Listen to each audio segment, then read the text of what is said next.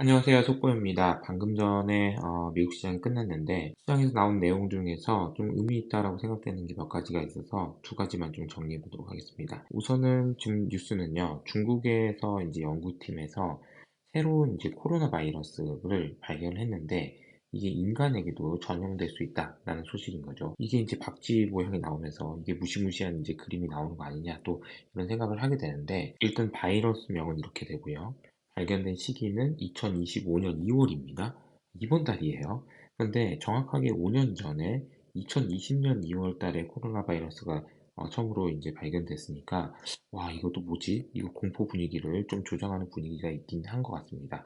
어쨌든 특징은 코로나처럼 인간을 감염시킬 가능성이 있다라는 것이 특징이고요. 주도했던 연구자가 시젠 링이라는 분인데요. 이분이 박쥐의 여인으로 알려진 바이러스 학자라고 합니다. 그래서 광저우 연구소에서 진행을 했고요. 셀의 연구 논문을 발표를 했습니다. 갑자기 2020년이 생각나는 거죠. 그러다 보니까.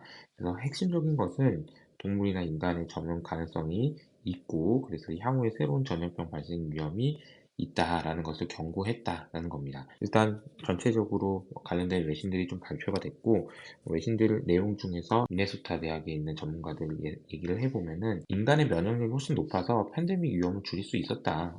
인간 집단에서 출현할 위험을 과장해서는 안 된다라고 이게 강조했다라는 겁니다. 이 부분은 좀 생각보 그래서 코로나와 관련된 이야기는 이 정도로 정리하겠는데 어쨌든 시장이 어제도 좀 조정을 받았습니다. 옵션 만기도 있었고 여러 가지로 우려들이 좀 생기면서 다시 이제 피어 구간, 이제 공포 구간으로 들어간 것 같습니다. 공포 구간으로 들어가면 두 가지 방법이 있겠죠. 다시 중립으로 되돌아가거나 아니면 극단적인 공포에 빠지거나요.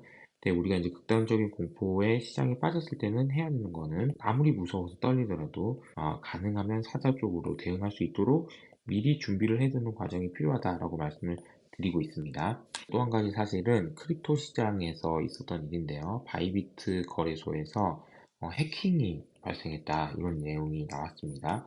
어떤 내용인지 좀 보죠. 해킹 그러면 일단 공포스러운데 어떤 내용인지 좀 하나씩 살펴보도록 하겠습니다. 바이비트라는 곳은 2018년 3월에 설립된 암호화폐 거래소인데요. 2천만 명 정도가 사용하고 있는 상당히 큰 규모, 특히 암호화폐 파생상품 거래소 중에서는 업계 3위라고 얘기할 수 있을 정도로 큰 규모의 거래소입니다. 이 거래소에서 해킹이 발생했어요. 어제인 거죠. 규모가 15억 달러 규모이니까 결코 작지 않습니다.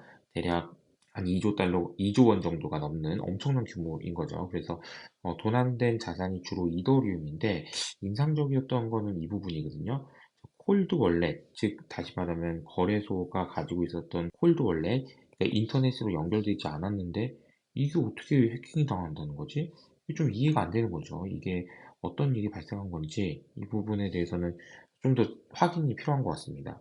그리고 이제 그 규모 자체가 전체 준비금의 한 8% 정도에 해당된다고 하니까 상당히 큰 규모인데 일단은 뱅크런을 인정했습니다. 이 회사 대표가 일단 35만 건 이상의 출금 요청이 있었고 출금 요청에 대해서 99.994% 완료됐습니다. 일단 뱅크런이 있었다는 걸 인정하고 뱅크런의 대부분 다 대응하고 있다. 우리 회사는 망하진 않는다.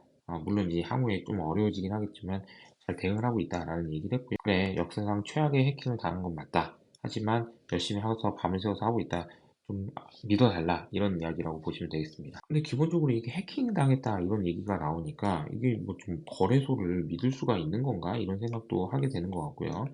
그러니까 코인이 문제가 없고 비트코인이 문제가 없는 거는 떠나서 야, 이게 거래소에 놔도 되는 건가? 근데 이제 콜드 월렛 인터넷에 연결이 안 되는 건데도 어떻게 해킹을 당했지? 이 부분은 저도 좀 이해가 안 되고 좀 더 지켜보고 업데이트되는 내용이 있으면 전해드리도록 하겠습니다. 다행스러운 것은 어쨌든 전반적으로 암호화폐 가격이 하락하다가 그래도 좀 진정되는 모습을 보여주고 있다는 건데 여기서도 좀 특징적인 것은 비트코인은 많이 빠지지도 않았고 그리고 거의 다 회복을 했다는 점입니다. 다른 코인하고 달리 비트코인이 갖는 우월성을 여기서도 확인할 수 있다는 거죠.